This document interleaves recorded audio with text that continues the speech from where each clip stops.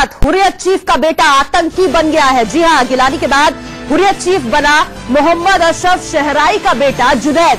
आतंकी संगठन हिजबुल मुजाहिदीन में शामिल हो गया है। जुनैद का आतंकी कोड नेम भी सामने आया है। कोड नेम है अम्मार भाई। आपको बता दें, ये एमबीए की पढ़ाई कर रहा था AK-47 के साथ। दरअसल अम्मार की एक तस्वीर वायरल हुई है और उसी के साथ ये साफ हो गया है कि इसका आतंकी कनेक्शन क्या है। अम्मार ने कश्मीर यूनिवर्सिटी से एमबीए किया है। इस वक्त की बड़ी खबर आपको बता दें, मोहम्मद अशरफ शहराई का बेटा है अम्मार, जिसने गिलानी के बाद हुर्रियत चीफ बना है मोहम्मद, और मोहम्मद अशरफ गिलानी का सबसे खास माना जाता है। अजय जांडियाल हमारे संवाददाता हमारे साथ फोन लाइन पर जुड़ गए हैं। अजय, क्या जानकारी हमारे पास? देखिए, बिल्कुल हैरान कर देने वाली ये तस्वीर है। आपको बता दूं कि अम्मार, जिसे जुनैद भाई भी कहा जाता है, इसकी तस्वीर आई है बंदूक के साथ, और ये बताया जा रहा है कि सूचना ये है कि ये मोहम्मद अशरफ शहराई का जो है बेटा है, जो हाल ही में जिन्हें हुर्रियत का चेयरमैन बनाया गया है। और आपको बता दूं कि अम्मार की ये तस्वीर जो है हथियार के साथ जो सामने आई है, उसके मुताबिक जो सुरक्षा बलों को जानकारियां मिली हैं, उसके मुताबिक इसने हिजबुल मुजाहिदीन जो है वो ज्वाइन किया है। और 24 तारीख इसमें जो है, क्योंकि ये आतंकी जो ग्रुप जब ज्वाइन करते हैं उसके बाद इसे सोशल मीडिया में सर्कुलेट भी उन्हीं द्वारा किया जाता है, ताकि किसी भी तरह से ये लोगों तक मैसेज पहुंचाया जाए।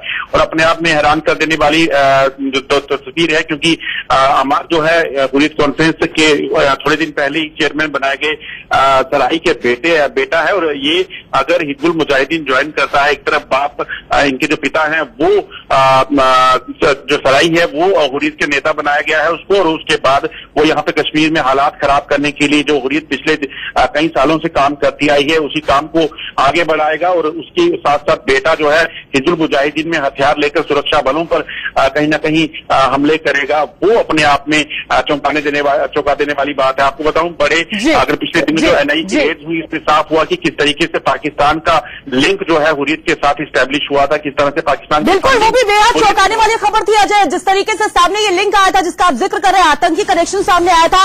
मासूम युवाओं को बरगलाकर पाकिस्तान भेजा जा रहा था हुर्रियत के जरिए आतंकी ट्रेनिंग के लिए, और उसके बाद किस तरीके से कश्मीर का माहौल खराब करने की कोशिश की जा रही थी, वो हमें दिखा था। और अब इससे बड़ी खबर इस वक्त की, जो इस वक्त हम दिखा रहे हैं, न्यूज़रूम से राकेश सिंह हमारे साथ जुड़ गए हैं। राकेश, कश्मीर की सबसे बड़ी समस्या अलगाववाद, हुर्रियत, और जब इस तरह की खबर सामने आती है तो जाहिर तौर पर सवाल यही उठता है कि आस्तीन के सांपों के साथ अब सरकार को करना क्या चाहिए? क्यों ना फन कुचल दिया जाए, और तरीका क्या होना चाहिए?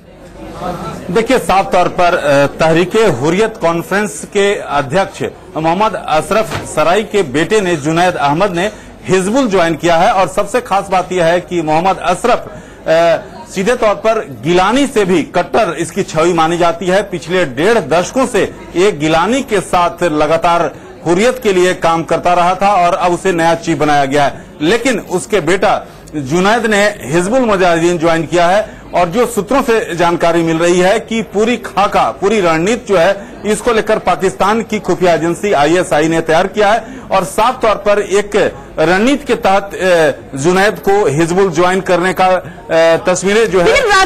राकेश, इसका अम्मार का हिजबुल का पोस्टर बॉय बनना, ये संकेत कितना बड़ा है पूरी घाटी के लिए, सरकार के लिए कितनी बड़ी चुनौती है? इससे पहले हमने देखा था गिलानी ने किस तरीके से 2 दशक तक कश्मीर का माहौल खराब किया था, कश्मीर को अलगाववाद की आग में झोंका था, और अब इस तरह की खबर सामने आती है।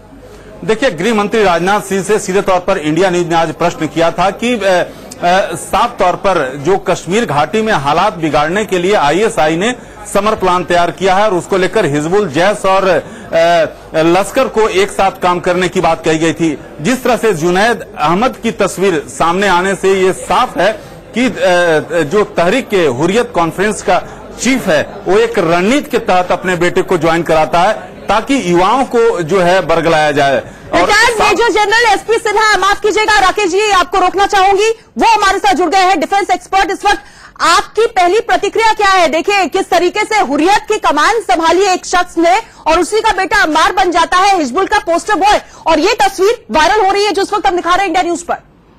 देखिए, मैं कई सालों से कह रहा हूं कि ये गिलानी, मीर अवैज, ये सब पाकिस्तान के एजेंट्स हैं, ये राष्ट्रद्रोही हैं, ये राष्ट्र के हित में काम नहीं करते, और उनको वहां से पैसा मिलता है, और ये सचमुच में वहां के नौजवानों के प्रतिनिधित्व भी नहीं कर सकते, उनके प्रतिनिधि नहीं है।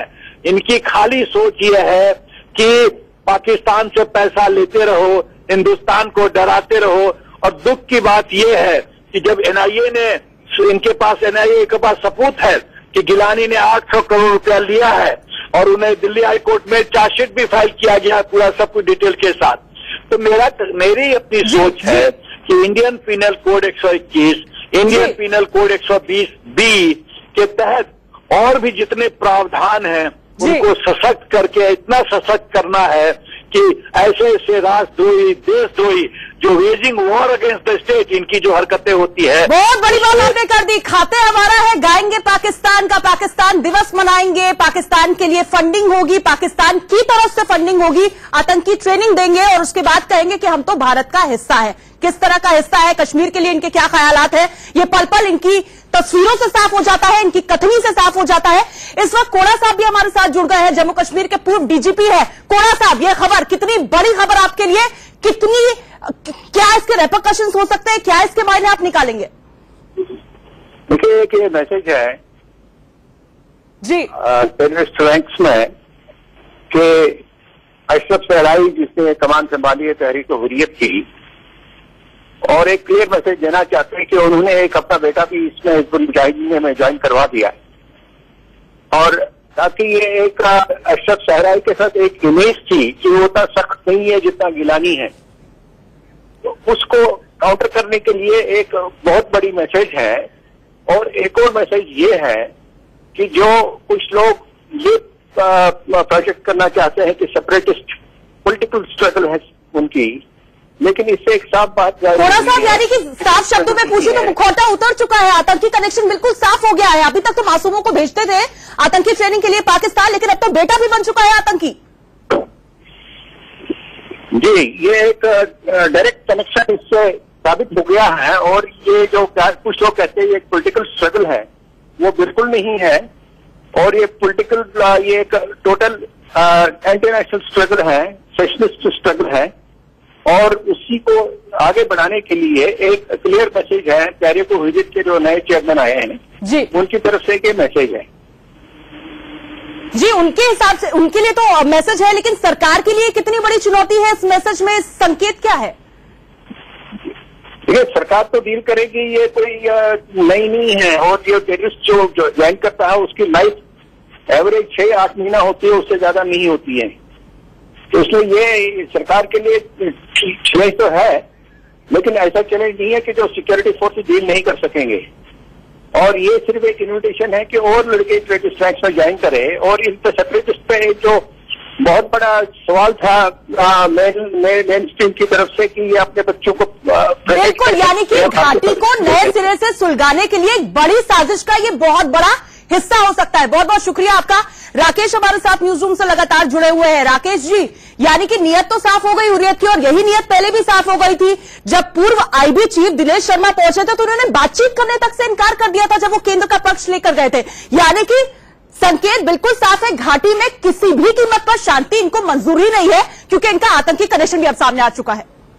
देखिए, साफ तौर पर आईएसआई के हाथों में खेल रहा है हुर्रियत, और ये जिस तरह से एनआईए की जांच जिस तरह से आगे बढ़ रही है उससे स्पष्ट होता है कि फंडिंग किस तरह से पाकिस्तान द्वारा हुर्रियत के जरिए आतंकियों तक पहुंचती रही है। लेकिन अब सबसे बड़ा ये खुलासा होना कि हिजबुल ज्वाइन करता है तहरीक हुर्रियत कॉन्फ्रेंस चीफ का बेटा, ये साफ तौर पर संदेश देने की कोशिश कि उसने अपने बेटा को आतंकी संगठन में ज्वाइन करा दिया। तो इससे जो युवाओं को आकर्षित करने के लिए एक कदम के तौर पर सुरक्षा एजेंसियां देख रही हैं, और जिस तरह से गृह मंत्रालय समर जो प्लान है आईएसआई उसको नेस्तनाबूद करने के लिए पूरी रणनीति सुरक्षा एजेंसियों ने भी बना रखा है। बिल्कुल, बड़ी चुनौती, उसके लिए काउंटर एक्शन प्लान क्या होगा ये देखना बेहद अहम होगा। बहुत बहुत शुक्रिया आपका, न्यूज रूम से जानकारी दे रहे थे राकेश से।